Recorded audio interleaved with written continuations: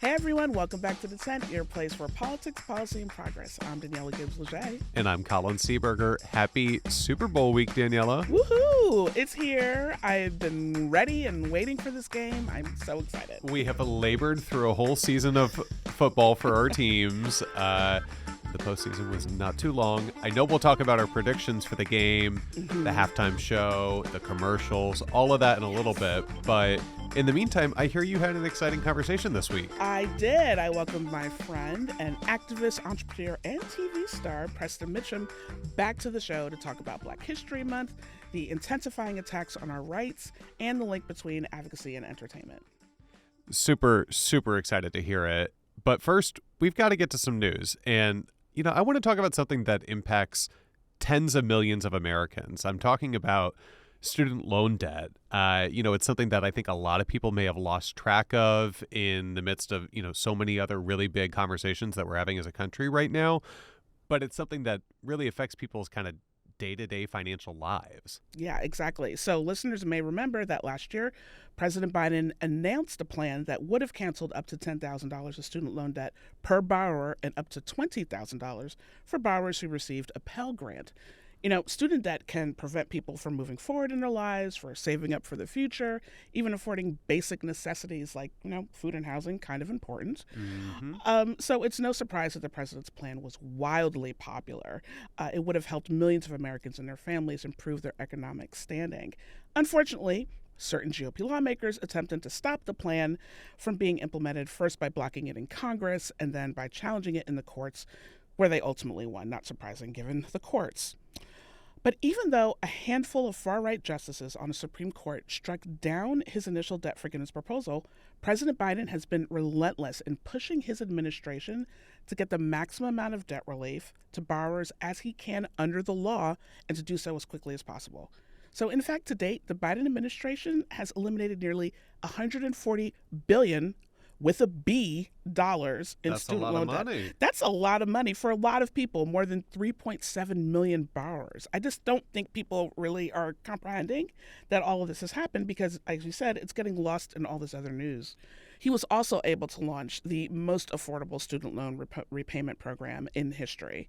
This new program, called SAVE, caps interest and lowers monthly payments. To date, 6.9 million borrowers have enrolled, and 3.9 million of them have seen their monthly payments drop to $0. SAVE has also eliminated interest for borrowers who make their monthly payments on time, and that's a huge deal, especially for borrowers of color. We know that 66% of Black borrowers actually owe more than what they originally took out after 12 years, compared to 30% of all white borrowers. And both Black and Latino communities are disproportionately targeted by the predatory practices of expensive for-profit institutions that leave borrowers in debt for decades. SAVE is a crucial first step towards solving the student debt crisis. You're totally right. And it's also why it's just completely ridiculous that you've got, some extreme far-right lawmakers who are trying to, strike the plan down. Republicans in the House actually voted to overturn SAVE, criticizing it as a wasteful subsidy at the expense of taxpayers. Under their proposal, borrowers enrolled in the program actually would see their payments increase by an average of $117 a month. That's almost $1,500 a year. I don't know about you, but $1,500 a year, that's a lot. It is. Yeah. And if that weren't enough, you've got Chair of the Education and Workforce Committee, Congresswoman Virginia Foxx from North Carolina. She recently introduced a bill that would actually roll back key provisions protecting college students from overpriced, low-valued programs. Because that makes a lot of sense? No. Not quite. Fortunately, despite their efforts, the SAFE plan is still in effect for now. And, what's more is, while folks may be familiar with President Biden's original debt forgiveness proposal, after that was struck down, he instructed the Department of Education to, come up with a new plan to cancel debt, right? And he actually recently announced that new debt forgiveness plan, and it's one that would eliminate student debt for all borrowers enrolled in SAVE, but who took out $12,000 or less of student loans and have been in repayment for 10 plus years. So, we know that that's something that can get relief to millions of people very, very quickly. So hopefully we'll hear more from the Department of Education about how they're actually going to be implementing that really soon. But like you said, President Biden, he's made it clear in his actions, he's committed to tackling the student debt crisis. He knows Americans have, you shouldn't have to grow up in a family that is able to underwrite your ability to attend a higher education in order to get the skills and the training that you need for a good paying career. And so, he's continuing to use all the tools in his toolbox to make sure that we can open, pathways to higher education in a quality higher education to anybody who wants it.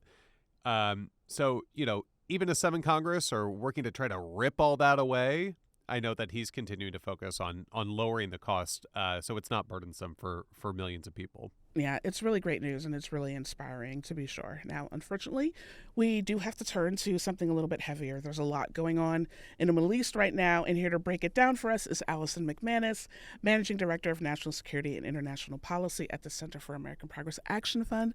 Allison, thank you so much for joining us on The Tent. Thanks so much, Daniella and Colin. So we're going to get into the war in Israel and Gaza in a moment, but first I want to address the rising tensions that we've seen in recent weeks in the Middle East, including an attack by Iran-backed groups that killed 3 U.S. service members and the retaliatory airstrikes launched by the U.S. and the U.K. Can you tell our listeners what's the state of play in the region right now, and where might this conflict go, and do you see any path towards de-escalation in the future? Thanks so much, Daniella. I think it's important to actually take a few steps back. If we look at where the region was prior to October 7th, actually it was, and this is something National Security Advisor Jake Sullivan had actually written in a foreign affairs essay. It was quite stable. It was quite peaceful. There was some negotiations that were happening and some diplomacy that was happening between the U.S. and Iran that led to the release of American political prisoners there. So actually, where we are right now is quite a dramatic shift. But that actually didn't happen over the last few weeks. That's something that began on October 7th. So leaving aside, I know we'll get to the war in Gaza. After the Hamas attack, we immediately saw Iranian proxy militias begin to disrupt and disturb through a variety of attacks that were taking place, not only from the border of Lebanon into Israel, but also in Iraq and Syria. So since October 7th, there's been over 160 attacks on U.S. installations from Iranian-backed proxies. Until the attack that took place that killed the 3 service members in Jordan, none of those attacks had been lethal. So we could actually see this escalation building. And it wasn't until that lethal attack on U.S. service members that we saw the kind of response that we did. There had been other strikes that the U.S. forces had done in response, but this was really the first time that we saw the scale and intensity of those strikes. I'll also mention briefly the situation in the Red Sea, because that's another instance where we saw the Houthis immediately begin to, I would say, exploit the instability around the war in Gaza to, again, disrupt, attacking commercial vessels, disrupting global trade. And eventually that was also an area where the U.S., in coalition with a number of other nations, has responded with retaliatory strikes. Where is this going is a very good question. The wider spread of the war that we were all really worried about last October and November is here. So I think it's important to state that and call it out. Unfortunately, the Biden administration does not have any good options here. Not having responded forcefully to those 160 attacks was not a deterrent. Those attacks continued. They got worse. 3 American families are now without their loved ones because of that. The retaliation that we've seen now is likely to materially affect infrastructure, weapons, leadership. So not to say there's going to be no impact. Will that deter Iran from continuing these attacks? Probably not. Really what we need to see, and maybe this is a segue to what's going on right now in Israel and in Gaza, really what we need to see is that for that conflict to come to an end, that will allow us to return to the diplomacy that we saw prior to October 7th. You mentioned, yes, obviously the events of October 7th and what has happened in Gaza since then, has really inspired this instability across the region. And yet, we also know that it looks like, we may be finally starting to get closer to a second humanitarian pause and hostage release. Can you update us on the status of those negotiations and, kind of the growing calls for a ceasefire in the region? It's been a roller coaster in terms of the negotiations that have been happening around this second ceasefire. These negotiations have been taking place over the past few weeks. Really, while there's been some optimism that there's going to be some progress, and of course, with these kind of sensitive negotiations, often you don't really know until the final deal is done. The ink is not dry. It is not Exactly, dry. exactly. But there's a few areas where we've seen real tension, let's say. The first is around the nature of what the ceasefire will be. The previous ceasefire that took place was very temporary. It did allow for the return of some hostages and also allowed for the release of some Palestinian prisoners. So that was essentially the deal. Right now, if we want to think about what a more enduring ceasefire would look like, the time frame that's been set out has been anywhere between 40 days, 45 days, I think is where they've landed now. Hamas has said that it will not agree to any ceasefire deal unless it includes an ultimate agreement for Israeli troops to pull out of Gaza. Israel has said it will not agree to any ceasefire deal that will see its troops pull out of Gaza. So there's some agreement on a first phase that would, again, involve temporary ceasefire, return of hostages, as well as the Palestinian prisoners. But neither side is willing to agree on what would come after that. And so that's really where these negotiations have gotten hung up right now. Secretary Blinken is traveling to the region to discuss. So we will see, where this heads and whether there can be an agreement.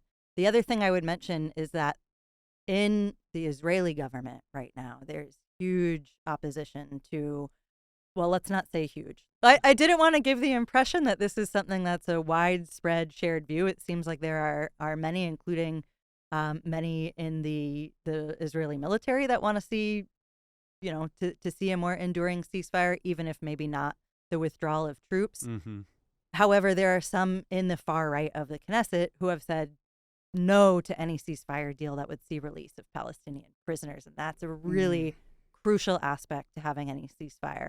So now it's opened up this whole other debate on, are these far right ministers going to actually stay in the government if Netanyahu moves forward? If they come out of the government, then the government could fail, and then there's no deal to begin with. So that's just a whole other side drama that's happening. That's an added obstacle to actually coming to a deal. So a lot of negotiations that are going on, a lot of folks working really hard to be able to see cessation in these hostilities, to give some relief to the people of Gaza who have been suffering, to see some of these hostages finally come home. But a lot of work that remains to be done. So I want to talk about the U.S. response, and in particular President Biden, and some actions that he's taken recently that I feel like hasn't gotten a lot of coverage, but could be seen as a step towards, helping in the region. And one was putting out an executive order sort of condemning the violent extremists, settlers in the West Bank. The second thing being talks of actually formally recognizing a formal state of Palestine, which I think is something that has been talked about for a very long time, but never like this. So what do you think these steps could do towards, helping ease tensions in the region, and how are those things sort of viewed by all the players in the region? Great questions, Daniela. These steps I would contextualize in the thinking that the administration is doing about what is going to come after this conflict. And these questions of what comes after are fundamentally tied to what's happening right now, because while there's been so much focus and completely, justified focus on what's happening in Gaza, things have worsened substantially in the West Bank. There has been a huge uptick in violence since October 7th. This has been the most violent period in the West Bank in years. And much of this violence has been Israeli armed settlers who have been displacing Palestinians, often with the either implicit or explicit support of some of the Israeli police. This is a huge problem, not only because it's reprehensible, the violence and displacement that's taking place on its own, but these settlements have been a real impediment to any kind of a political solution that would allow the Palestinians their own independent state. What are the borders of that state going to be? Is it going to include these new settlements? It can't include those that have been pushed illegally in this new wave, but at what point do you look at the settlement expansions that have taken place over the past years and draw the line and say this is Israeli land or Palestinian land? So this illegal settlement expansion is really a complicating factor in thinking about what a Palestinian state should look like. So it was very important for the Biden administration to, as it did, very forcefully not only condemn the illegal settlement expansion, but actually sanction settlers who are carrying this out. And not only sanction settlers who are carrying this out because prior executive orders had done something similar, but to tie the settlement expansion to this permissive attitude of government officials. Let's go farther. The encouragement of some of the government officials. The week before this executive order was issued, I think it was 10% of the Israeli Knesset, certainly some very influential ministers, were actually at a conference that was advocating for the resettlement of Gaza, that was advocating for the settlements that are really going to be, a challenge in terms of the peace process moving forward. So a really, I think, noteworthy, welcome step to put these ministers on notice, to put anybody who is abetting these settlers on notice, to put the settlers themselves on notice, and also to put others in the Israeli government on notice to say this should not be tolerated by these government officials. Allison, while we have you, I do have one more question. Obviously we've been talking for months now about the Biden administration's supplemental funding request for additional national security assistance to support our allies, Israel, Ukraine, the people of Taiwan.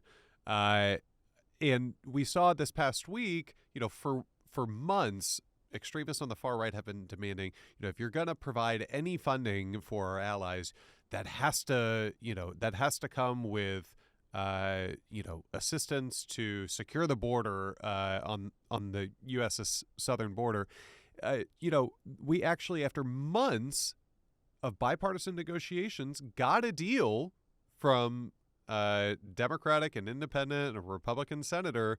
They put their plan out this week, and suddenly folks on the far right, they want nothing to do with securing the border, and that's actually put in peril, potentially, the national security assistance that we talked about. Can you update us on where the status of that supplemental funding request stands? And, do you think that we're going to end up getting assistance to our allies? First, I just want to say how disappointing this whole process has been. The president's budget request was put out in October. It is now February, so it has been months that we have not been able to provide incredibly urgent support, particularly to Ukraine, that is fighting a war of aggression against Russia. They have dwindling ammunition supplies. I mean, this has really materially and symbolically harmed U.S. national security interests. It means no humanitarian assistance for the more than 47 million refugees in Ukraine, for the more than 2 million displaced people in Gaza. I mean, this is not just disappointing. This is shameful, and this has absolutely damaged the credibility of the United States around the world. Where does this assistance package stand now? Well, after those months of negotiations, to finally reach a deal that was announced on Sunday, and of course, as you mentioned, Pretty immediately, Senate Republicans came out and said, we're not going to vote on this. We're going to filibuster. It's not going to see the light of day. Then said, okay, now we will move forward with everything but the border security part. But there's other folks in this building that could speak, much more intelligently and expertly to what it took to actually get to a deal on border security. But where we're at right now, literally right now, they are considering a package that would move without those border security provisions that would just include the aid to Israel for military assistance, to Ukraine for military assistance, Taiwan, and the humanitarian piece. What remains to be seen, of course, whether this package passes in the Senate, which it's likely to, are what amendments may be put in this, because Senator Schumer has said that he wants to have a open and fair amendment process, which is, will be ongoing now. And so still really remains to be seen what exactly goes in this package. There's 2 amendments that we at CAP have been very clear about calling for that would strengthen congressional oversight over the weapons that we are selling. It would also, weapons not only that we're selling, but that we are providing with taxpayer dollars. So I think it's pretty fair to say Congress should be able to see and know what's getting out there and know that it's actually advancing our national security aims. But also, what is then going to happen with this bill when it goes to the House? The House failed to pass an Israel-only piece of legislation last night. And so, for this legislation to be passed into law remains. Allison, thank you so much for joining us on The Tent. Thanks for having me.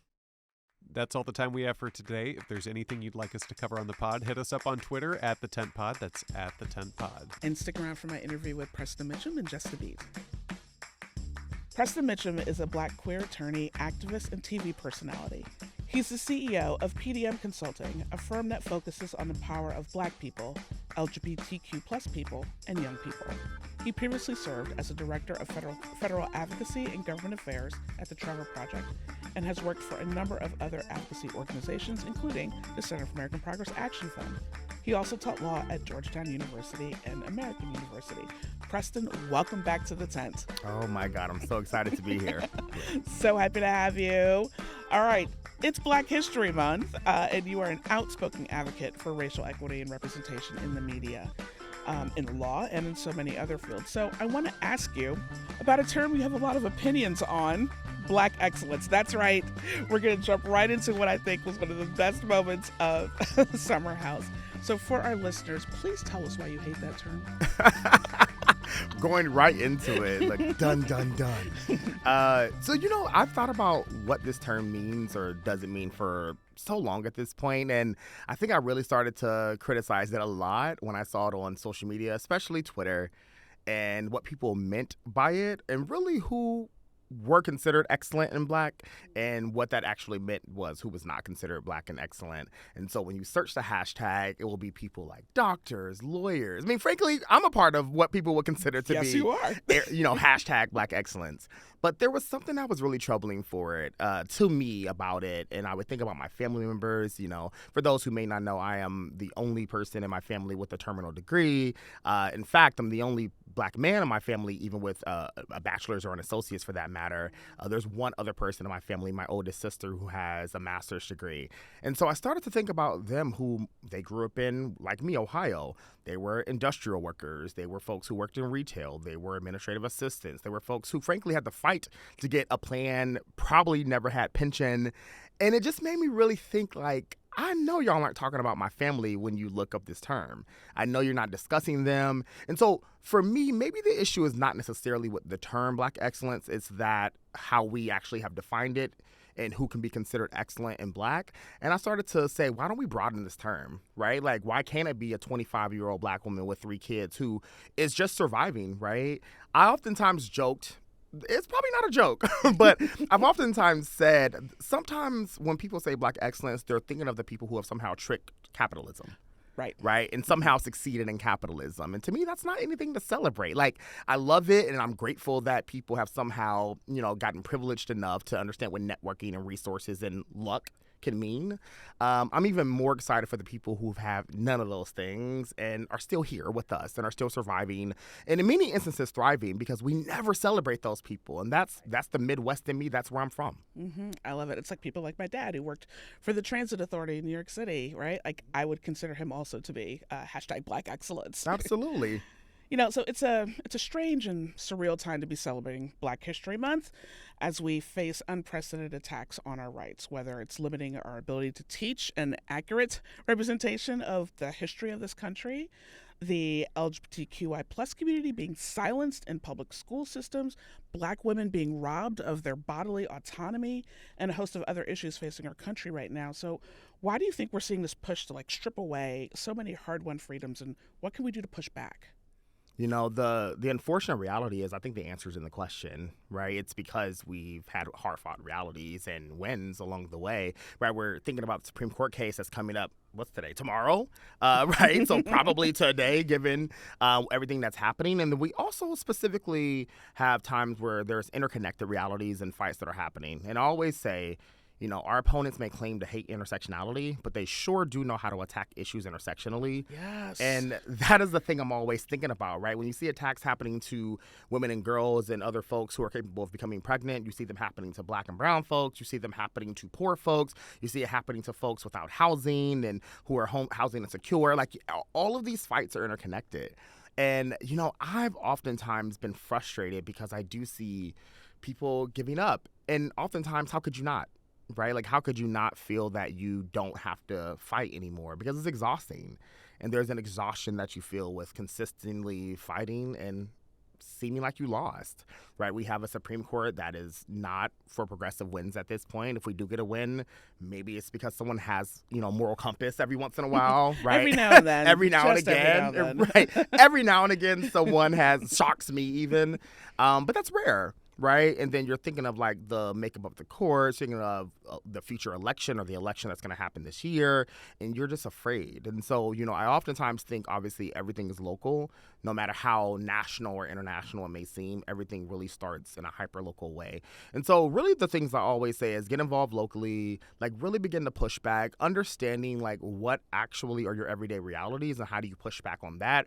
Are you writing letters to in the District of Columbia, for example, right, to ANC commissioners? Are you actually thinking of how you can talk to city council people? Are you thinking about the mayor, right, and how you can actually write letters to her or push back on some of her policies if needed? So I think a lot of it really is how do you explore the local, but it's difficult, right? When you're going back to the last question, when you're thinking about, I just need to feed my family, right? How do you do that and fight back, right, on this micro and macro level? It becomes incredibly difficult. But I always think about the spirit of our ancestors, frankly, and especially during Black History Month, when you have things and people like Byron Rustin that we're celebrating, people I'm going to take it back to the Grammys, people like Victoria Monet, who people are just now hearing about, right? But songs make you dance and you feel joy from, and even a little bit of sexual freedom in. And I just think about all the people who are now being celebrated, whether they're singers, songwriters, activists, queer folks, transcestors, and how do you actually tap into that energy and spirit? And I can't say it's easy, but it is so beautiful when we do figure it out. Yes. So you've made a very successful transition since we last spoke from full-time advocacy you have thank you. Yes, to entertainment, entrepreneurship, advocacy, receipts. So, sorry. Love that. It's always a Bravo reference in there somewhere. Always. So, why did you decide to make that switch? And, what connections do you see between advocacy and entertainment space, especially in the midst of such a critical moment for our democracy and our rights? Daniella, I'm not going to lie to you. It was because I was just tired of working for other people. Hey, listen, speak on it. And I still am, right? My clients are clearly my bosses. But the reality is I was just so exhausted with, maybe it's a buzzword now in the past couple of years, but I was really exhausted with the nonprofit industrial complex. And I was really exhausted with feeling like I kept reaching my ceiling no matter what organization I worked for. And, because I was interested in things like media. I loved getting invites on CNN and MSNBC and Al Jazeera. I loved debating with people online and in person, right? That was the thing I really enjoyed. And a lot of times it wasn't the space at those organizations to do that. And so I had to really be brave enough to say, okay, this is going to be an issue no matter where you work, right? At least now in my point in my life, because that's what I want to do. That's what I want to prioritize. And it wasn't really those orgs' fault, right? I think we just had an impasse of what I saw for myself and what they saw for me at those organizations. And maybe that could change. But in the meantime, I need to eat. And so because of that, I really started to think about all the things I was really interested in, right? TV, debating, making people laugh, making people food, like working in the government relations space, DEI work, because regardless of what some people say, we will always need DEI. Yes. And so that was part of it for me. Part of it for me was quite literally just trusting in myself, no matter how afraid I was, to do the things that I knew I was really good at doing and get people to trust that I would do it well, right? Even if I did not have, right, the same tax status then that I have now, because these taxes are a lot when you work for yourself. But yes, but we can talk about that another day. But that was really it for me. I was just so frustrated with not being able to speak about things in my terms and my way, and really to center the people who I know bring a lot of power to me. Who I thought, frankly, weren't being served or serviced by some of the organizations, even when I think they were trying. And sometimes it became incredibly hurtful for me to really talk about, like, poor Black people especially. Yeah. And poor queer and trans people especially, when I was discussing, like, mental health services or talking to members of Congress and their staffers. And they would just sing our praises, frankly. And that was a lot of organizations I worked at. They would sing our praises. And it was hard for me because I was criticizing our organizations. And I'm like, wow, we have different levels here of who we see need the most help. And it started to make me feel like a liar. And, that's okay for some people, right? Some people, it's like they know that incremental wins are the wins that you're going to have to take over time. And I think that's okay, right? For me, it wasn't. And maybe it will be in the future, right? I'm still young enough to have the energy to fight. But even when I was talking to, like, people and my parents and my parents' ages, they were just like, baby, you got to get a check where you get your check and take it how you get it, and that's it. And that's because that was a different generational fight, exactly, right? Yeah. That was operation out of survival. Mm-hmm. And I think I am blessed and privileged enough that I don't have to in this moment in my life, and I wasn't going to. Yeah. Despite all the progress that has been made, I am more aware of the work that we have to do as a nation to think about Black History Month. And something that you tackle really well, is in your role in the media, is the importance of representation, mm-hmm. right? Like you just talked about, like, who are you speaking for and who are you lifting up, especially in predominantly white spaces. So how do you approach all of this in your work now? Like, what do you think about when you're deciding how to approach these types of opportunities? And do you ever deal with the pressure of oftentimes being the only in a room? I'm usually the only in the room in certain instances. I'm really excited to say, actually, I just launched a partnership with the National Black Justice Coalition called Preston's Point. And part of Preston's Point is really exploring the intersection of Black LGBTQ+ people and same-gender loving folks and media. And what does that look like? Like, what does it look like to have different possibility models? What does it look like when you are the version that people look to be the possibility model? And just launched a series, and I'm really excited about it because it's exploring this exact topic. That's awesome. Thank you. Like, it's really interesting to me because I oftentimes think about what it means to be the only in a room. Mm-hmm. Take, for example, Summer House Martha's Vineyard. I'm the only queer identified person in the room, and sometimes, most of the time, it's actually frustrating. And I don't think some of my castmates and friends notice it sometimes, but sometimes it can become incredibly isolating to hear certain things, to hear things that are obvious jokes. And I'm already a thinker, mm-hmm. and that makes it worse sometimes when you're the only in a room, because you're like, what did you just say? What do you mean by that? Right. Like, tell me more about that, because I need to understand so I don't attack you in this moment. Because you probably don't mean it in the way that I'm taking it. But you know what? But sometimes you could become the annoying person, right? Because you're always the whataboutism. Mm-hmm. And for me, I just don't care about being the annoying person in the room anymore. Like, I'm just like, you know what?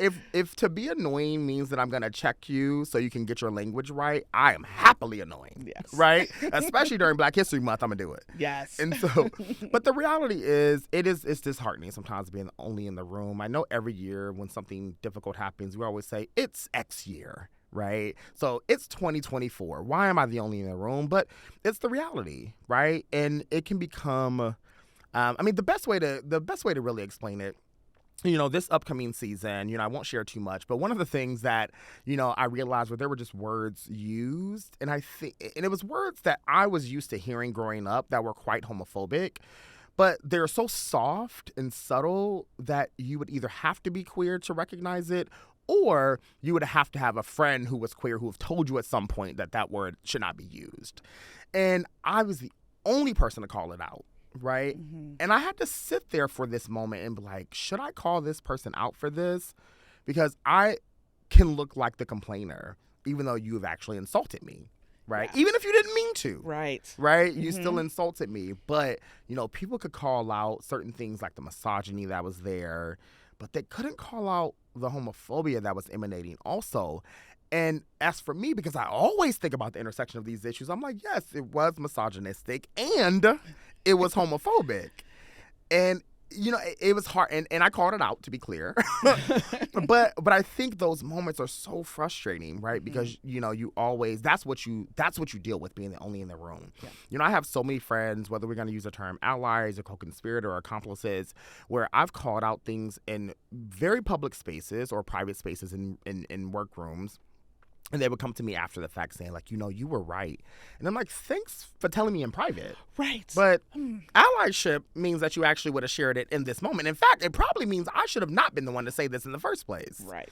And so that's what it means, like, being the only, like, knowing you were in the right, but knowing no matter what, people are going to think you're in the wrong just for calling it out. Yeah. And so it's like you sit in this calculus of like, okay, is it worth me doing this right now? Mm-hmm. What's the blowback going to be? It is, I can imagine, can be very exhausting to have to do that all the time. Listen, I have a very recent example, actually. So I was in Salt Lake City for this amazing movie premiere about suicide prevention and mental health. And afterward, and I was invited to this conference by the same group of people that I called out, and they organized the conference. And, and I say this in love, so I hope they don't mind, but the Huntsman Foundation, they're a great organization in Utah. And, but this one conference, I felt I was incredibly uncomfortable in this entire conference. It was just very white, very cis, very straight. And if I'm being honest, it may have been it's Utah, right? So it may have been probably less than 5% black for sure in this room. And it's 200 people in this conference. And the last day of this conference, it was close to the closing plenary, they had ignored, they meaning the audience members, so 200 people by and large, kept ignoring comments that this one black woman in particular kept raising. And I was fed up. And the room knew at the end, because I stood up and I talked for like 15 minutes about how disappointed I was at the entire conference for ignoring this black woman and calling black folks resilient consistently, and like as if that's something to be celebrated because we've overcome obstacles and made it. Like, thanks, systems. Yeah.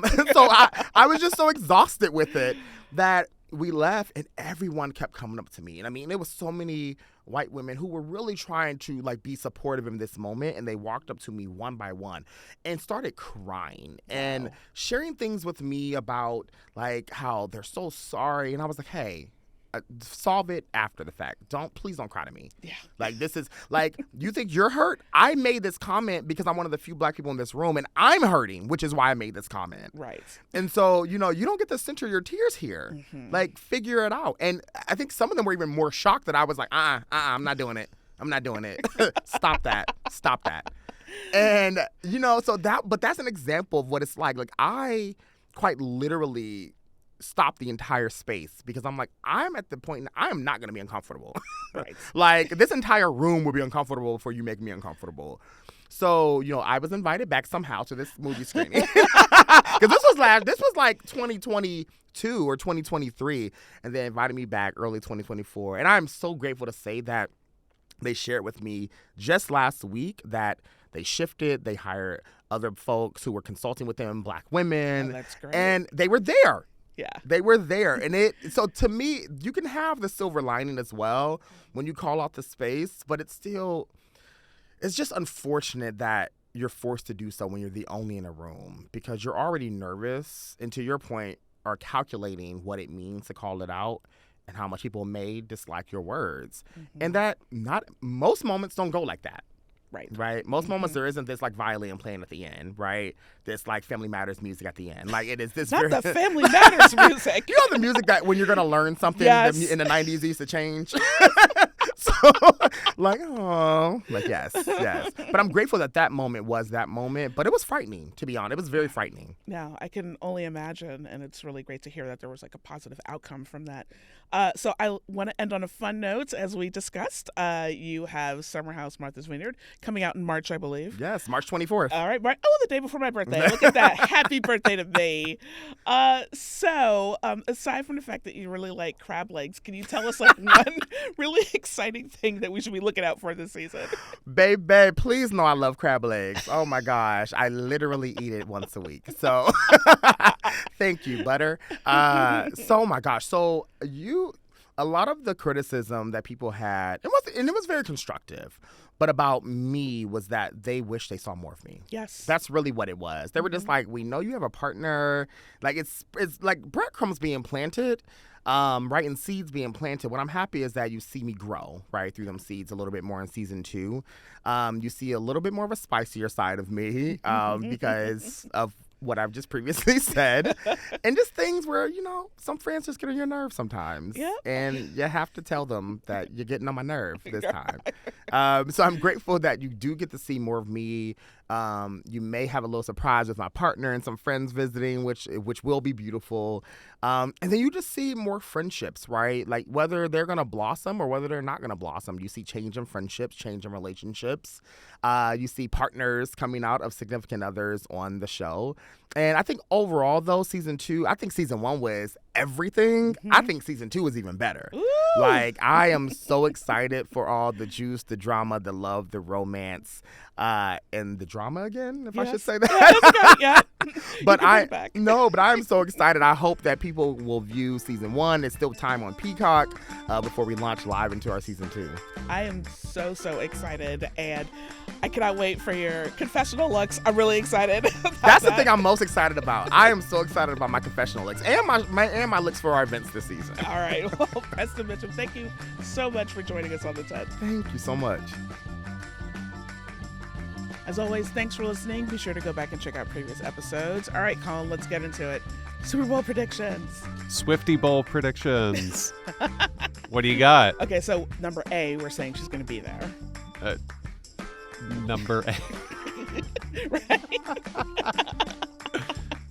I mean, she's absolutely going to be there. Okay. I love that the Japanese embassy literally put out a formal communication saying that Taylor Swift will be able to get back to Las Vegas in order to be able to be there and watch boyfriend Travis Kelce probably take home another Super Bowl ring. I think the Chiefs are going to get this. I want the Chiefs to get this because I have lots of feelings about the 49ers, and they're mostly not good. But it's going to be a tough game, I think. But I'm going to give it to the Chiefs because that's what my heart has to believe. Yeah, I mean, I think that Brock Purdy is like ridiculously talented. Yes. The most underpaid quarterback in the National Football League. I think that's right. Yeah. I would have to imagine so. But I also think that the Chiefs are just like, they're accelerating into the Super Bowl, right? Yeah. Like they have really just kicked things into a new gear from where they were, in the regular season. And, I think the 49ers, like, they didn't play the hardest opponents either to get there. So, Yeah. I think the fact that like the Chiefs could, kind of put all of the drama behind them about like, oh, maybe they're not that good anymore. Maybe Taylor Swift is not good for the team. I think, they've really answered their critics quite a lot the last few weeks. And I think it's going to be fun. Yeah, I think so too. CBS is known for doing the most cutaways of Taylor, so I think we will see her a lot. I'm really looking forward to the Super Bowl, and I wonder if Usher's going to bring out any special guest during the halftime performance. I will be very excited to see that as well. Speaking of CBS, my husband actually just got back from Las Vegas. He was out there seeing U2 at the Sphere. Oh, wow. With some friends, and he said that CBS actually has like the full Super Bowl set up all in front of the fountains in front of the Bellagio, right? So he said like the whole town is just completely decked out That's with awesome. Super Bowl stuff. It looks great. I'm sure it's going to be, it's Vegas. It's going to be fun. It's going to be amazing. It'll be a show. I have to say, like, that Vegas is the best place to hold the Super Bowl. Totally. So I'm super jealous for everyone who gets to go, but I can't wait to watch. And, of course, to see the commercials. So Oh, yeah. we'll discuss the results next week. Most certainly. All right, guys, that's going to be it for us. Please take care of yourselves. Enjoy the Super Bowl, and we'll talk to you next week. Go Chiefs. The 10 is a podcast from the Center for American Progress Action Fund. It's hosted by me, Daniella Gibbs-Leger, and co-hosted by Colin Seeberger. Aaron Phillips is our lead producer. Kelly McCoy is our supervising producer. M. Espy is our booking producer, and Muggs Leone is our digital producer. You can find us on Spotify, iTunes, Google Play, or wherever you get your podcasts.